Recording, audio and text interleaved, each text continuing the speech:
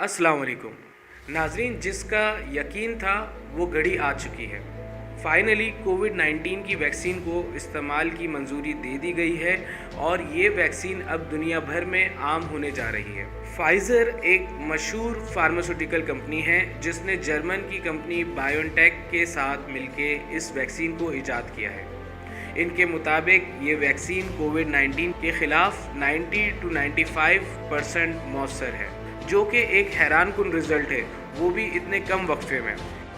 ये कैसे काम करती है?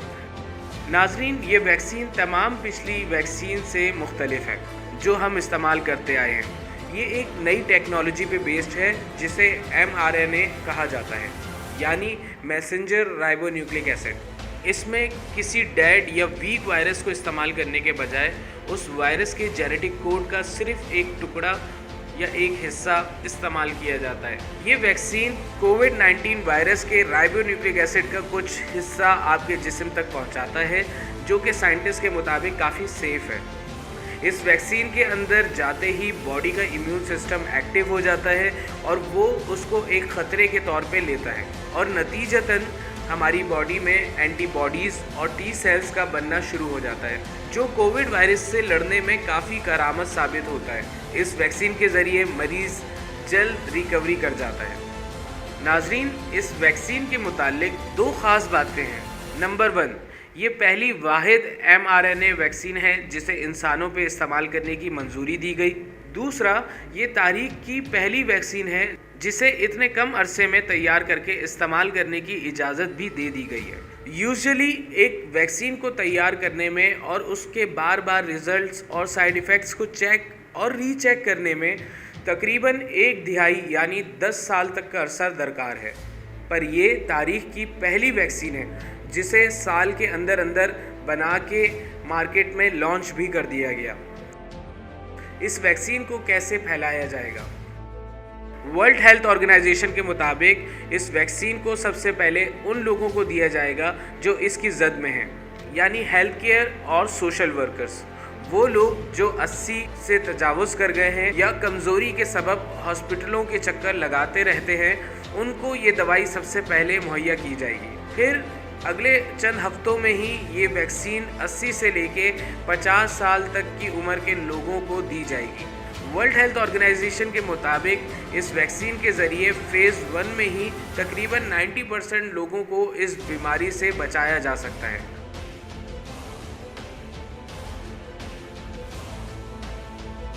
इस वैक्सीन से जुड़ी तफसीलात।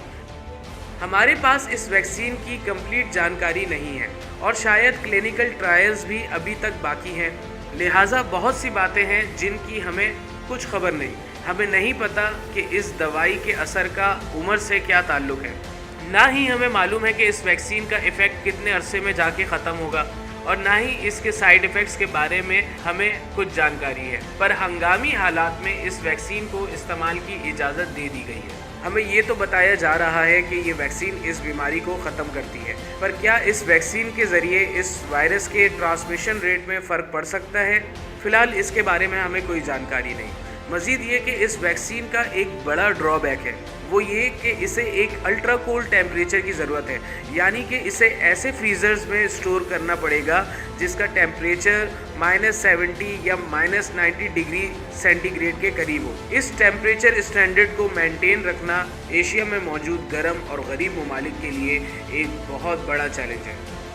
मज़ीद ये कि आपको 2 डोजेस दी जाएंगी 3 हफ्तों के वक्फे से, यानी कि 21 से 24 दिनों का प्रोसीजर है। पहली खुराक को असरअंदाज होने में तकरीबन हफ्ता दरकार है। एक्सपर्ट्स वाकई परेशान हैं इस वैक्सीन को लेके, क्योंकि ये बहुत कम वक्फे और जल्दबाजी में आम की जा रही है। पर रेगुलेटर्स का कहना है कि इसके डेवलपमेंट प्रोसेस में किसी भी किस्म की कमी नहीं छोड़ी गई और वो कभी भी पब्लिक सेफ्टी के साथ कॉम्प्रोमाइज़ नहीं करेंगे। यूनाइटेड किंगडम ने तकरीबन 40 मिलियन डोजेस का ऑर्डर दे रखा है और यूरोप और यूनाइटेड स्टेट्स ने भी करोड़ों की तादाद में वैक्सीन की प्रोडक्शन जारी कर दी है। फाइज़र और बायोनटेक का कहना है कि वो 2020 में इसकी तकरीबन 5 करोड़ खुराकें प्रोड्यूस करेंगे और 2021 में तकरीबन 1.3 बिलियन यानी 1 अरब 30 करोड़ वैक्सीन प्रोड्यूस करेंगे।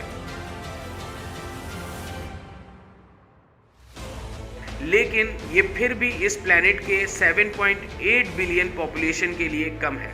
इसीलिए फाइज़र और बायोनटेक के अलावा और दूसरी कंपनियां भी बड़ी तादाद में कोविड-19 वैक्सीन प्रोड्यूस कर रही हैं, जिनमें अमेरिका की मॉडर्ना, इंग्लैंड की ऑक्सफर्ड एंड एस्ट्राजेनेका, रशिया की स्पुतनिक, चाइना की कैंसिनो बायोलॉजिक्स सरफहरिस्त है। दिखाई देता है कि ये तमाम कंपनियां मिलकर 2022 तक 15.6 बिलियन डोजेस प्रोड्यूस करने में कामयाब हो जाएंगी। क्या वैक्सीन्स के आ जाने के बाद लोग बीमारियों से नहीं मरेंगे? ये कहना वाकई मुश्किल है। हमें अभी भी सही अंदाज़ा नहीं कि ये वैक्सीन कैसे काम करती है और इसका हमारी नस्लों पे क्या असर पड़ेगा। इस वायरस के चंद जीन्स लेके अपने जिस्म में डाल लेने से हमारे इम्यून सिस्टम में क्या चीज़ एक्टिव होगी और क्या डीएक्टिवेट हो जाएगा, हमें कुछ खबर नहीं। हम कुछ भी दावे के साथ नहीं कह सकते, पर फिर भी दुनिया के बाकी ममालिक की तरह ये वैक्सीन अब पाकिस्तान में भी ज़ेरे इस्तेमाल है। चाइनीज़ मिलिट्री के ज़ेरे निगरानी काम करने वाली कंपनी कैंसिनो बायोलॉजिक्स ने पाकिस्तानी अवाम के साथ मुआहिदा किया है, जिसके मुताबिक वो हमारी 20% आबादी यानी तकरीबन 20 करोड़ लोगों को मुफ्त टीके फराहम करेंगे और बदले में पाकिस्तानी अवाम इनके इस वैक्सीन ट्रायल के फ़ेज़ 3 में शरीक होकर इस वैक्सीन को टेस्ट करने में उनकी मदद करेंगे।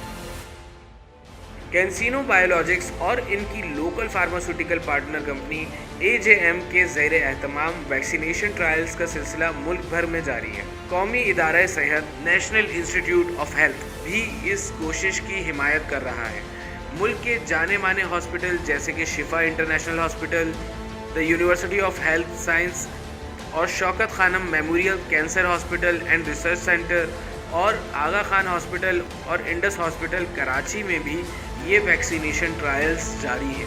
एक इनिशियल टारगेट के मुताबिक ये इदारे मुल्क भर से फ़िलहाल 10,000 रज़ाकारों को निशाना बना रहे हैं और इस काम को कौमी सतह पर सर अंजाम देने के लिए मुल्क के नुमाया हेल्थ केयर इंस्टीट्यूट्स और हुकूमत की शराकत नुमाया दिखाई देती है।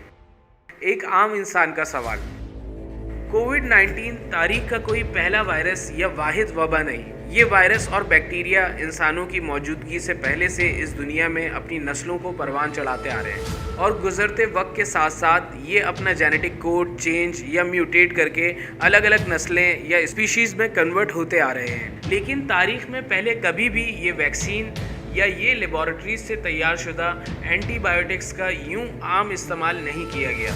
ये बीमारी औजारी शुरू से इंसान, जानवर और पेड़ पौधों की ज़िंदगियों का हिस्सा है और बेशक अल्लाह ने हमें इन बीमारियों से हिफाजत की तदबीर करने का हुक्म भी दिया है।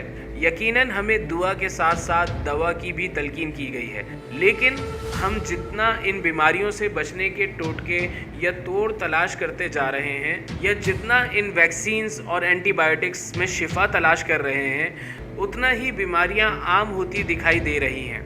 क्या इस नई वैक्सीन के आ जाने से हम लोग बीमारी औजारियों से बच सकते हैं या इस एक छोटी सी बीमारी से बच के हम फ्यूचर की दूसरी किसी नई मोहलिक बीमारी को दावत दे रहे हैं? अगर हम यूं ही वैक्सीनेशन के ज़रिए अपने इम्यून सिस्टम को अपनी मर्ज़ी के मुताबिक इंस्ट्रक्शंस देते रहेंगे तो क्या हमारी इम्यून सिस्टम में कोई लीकिंग या वीकनेस तो पैदा नहीं हो जाएगी जो लॉन्ग रन में हमारी नस्लों को भुगतना पड़े?